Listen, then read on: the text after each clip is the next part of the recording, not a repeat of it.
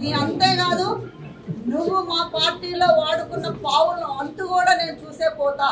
అందాక మాత్రం పాలకూతుని వదిలిపెట్టేదే లేదు.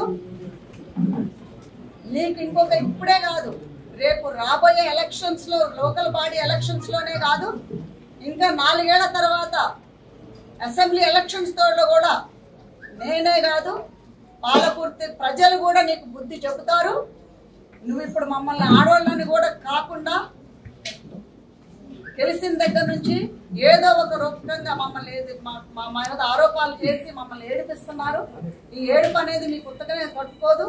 మీకు తప్పకుండా మా ఏడుపు మాత్రం మీకు తప్పకుండా కొట్టుకుంటుందని ఈ సందర్భంగా నేను తెలియజేస్తున్నా దయాకర్ రావు గారికి. ప్లస్ ఆ చెంచాగిరిలు ఎవరైతే ఉన్నారో, ఎవరైతే నువ్వు కోవట్లుగా పెట్టి చేపిస్తున్నావో ఈనాడు ఆరోపణలు మా మీద, వాళ్ళకి తప్పకుండా మాత్రం చర్య తీసుకుంటాం. తప్పకుండా ఏదో ఒకటి మాత్రం జరుగుతుంది. ఎందుకంటే ఎన్ని రోజులు దాగదు. నువ్వు నేర్చుకోవచ్చు, 10 ఏళ్ళు రాజకీయం చేసి ఇక్కడ టీఆర్ఎస్ ప్రభుత్వం గురించి కోవట్లుగా నువ్వు చేసుకోవచ్చు.